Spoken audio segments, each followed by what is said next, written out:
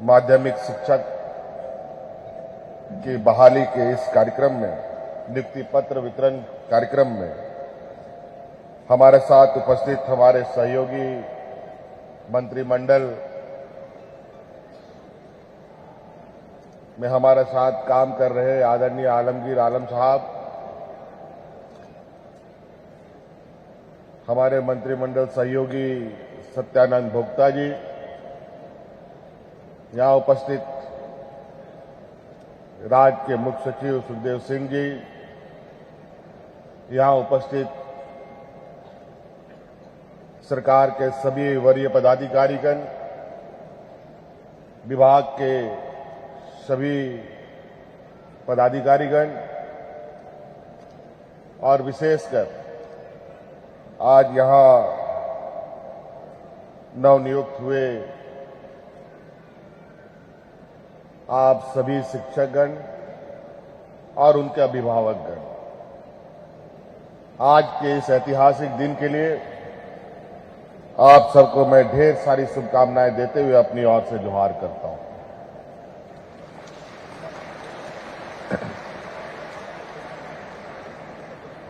आज का ये दिन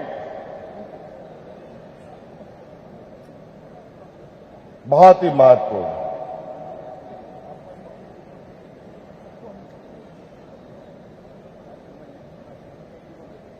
इतने बड़े समूह में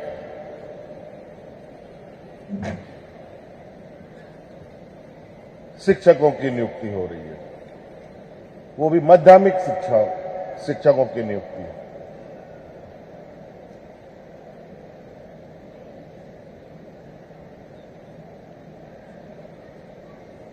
मुख्य सचिव जी ने पहले ही कहा, ये सिर्फ नियुक्ति नहीं है बल्कि एक जिम्मेवारी भी है। बहुत सारे काम सरकार करती है, लेकिन कुछ काम ऐसे होते हैं जिसका महत्व बिल्कुल ही अलग होता है।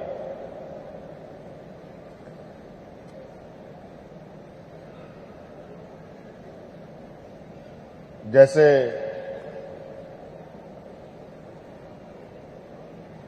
कोई मरीज के लिए एक डॉक्टर भगवान के समान होता है, वैसे ही हमारे नौनिहाल, हमारे बच्चों के लिए उनके शिक्षक भी एक भगवान के समान होते हैं।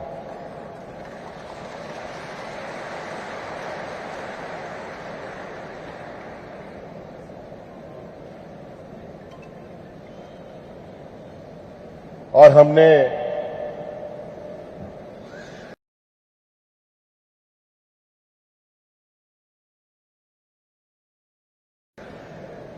झारखंड के संदर्भ में कुछ महत्वपूर्ण विषय को लेकर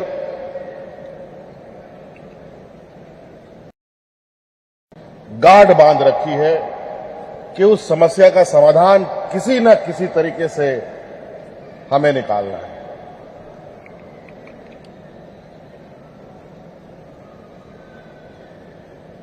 क्योंकि इस राज्य का जन्म, इस राज्य का अलग राज्य की स्थापना के लिए ना जाने कितने लोगों ने शहादत दिया है।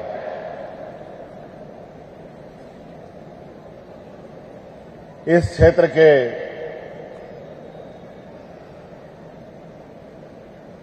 मूलवासी आदिवासियों के लिए यहां पर अनेक संघर्ष हुए हैं।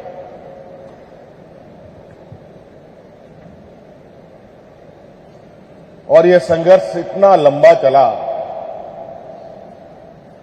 कि अंततः उस संघर्ष के माध्यम से यह नया राज्य का सृजन होता है।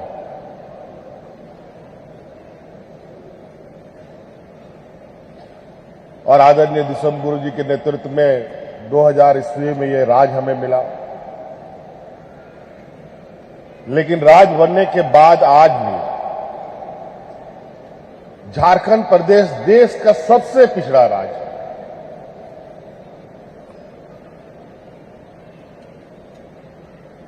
ये बात बोलने में इतनी तकलीफ होती है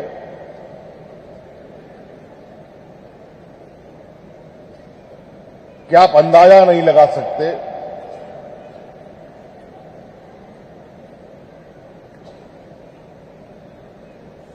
कि झारखंड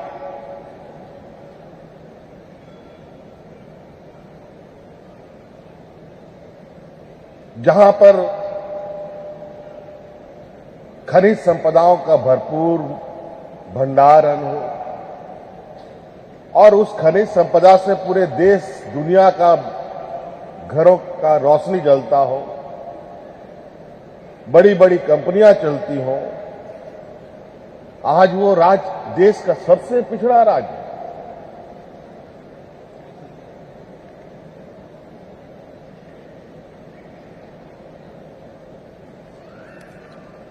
और पिछड़ा राज्य के साथ साथ इस राज्य को मजदूरों का भी राज्य माना जाता है।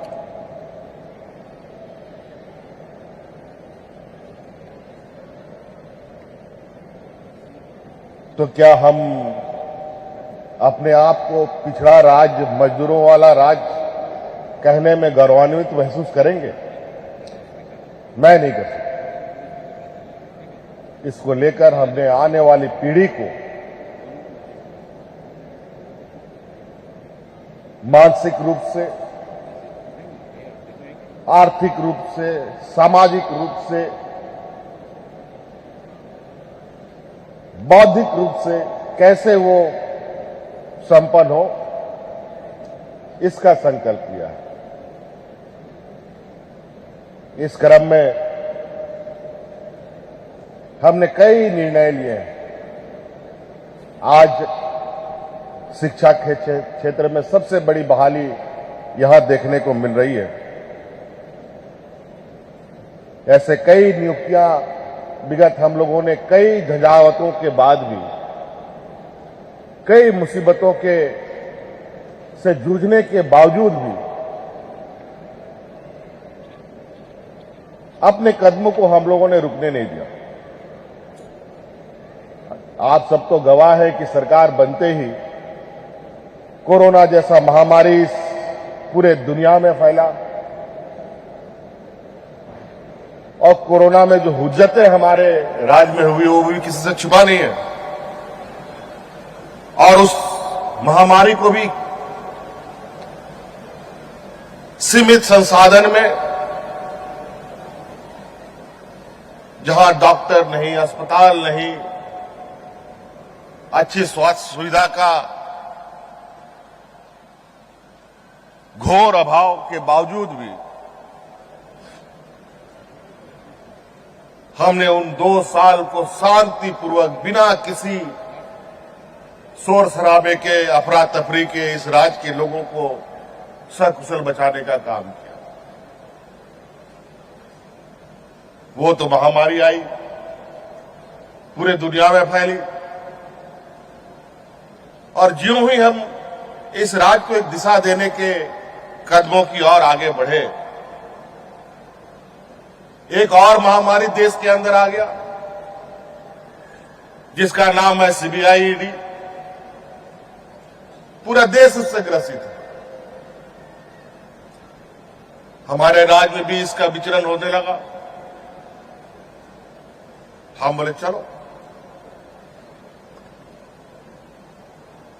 खोजबीन करो,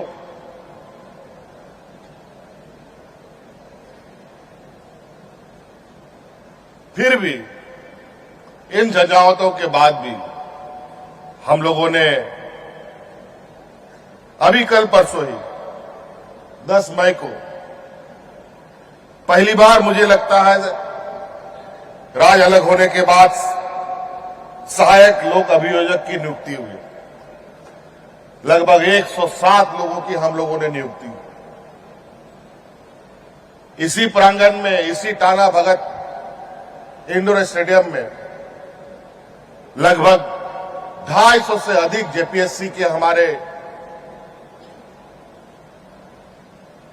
नौजवानों को नियुक्ति पत्र हमने दिया था। जो जेपीएससी पहले एग्जाम लेती थी, कब उसका परिणाम प्रकाशित होगा, कब नियुक्ति मिलेगी, सबकी उम्मीद खत्म सी हो गई थी। लेकिन हम लोगों ने, मुझे लगता है कि 20 वर्षों में पहली वो नियुक्तियां थी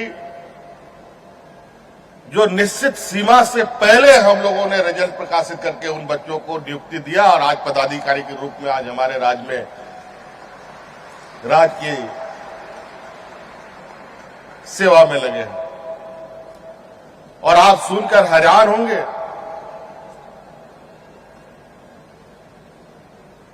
कि उस जेपीएससी में जो बीडीओ बना, कोई सीईओ बना, कोई कलेक्टर बना, दुनिया भर के अलग अलग विभागों का पदाधिकारी के रूप में बने, उनमें से 30-35 बच्चे ऐसे थे जो बीपीएल परिवार के थे, जिसका घर सरकार के अनाज से चलता था, मजदूर का, किसान का बेटा बेटी लोग था।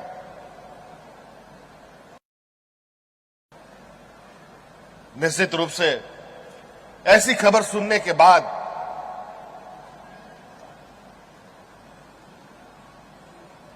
हमें एक अलग ताकत मिलती है और सर्व गौरव से ऊंचा होने लगता है।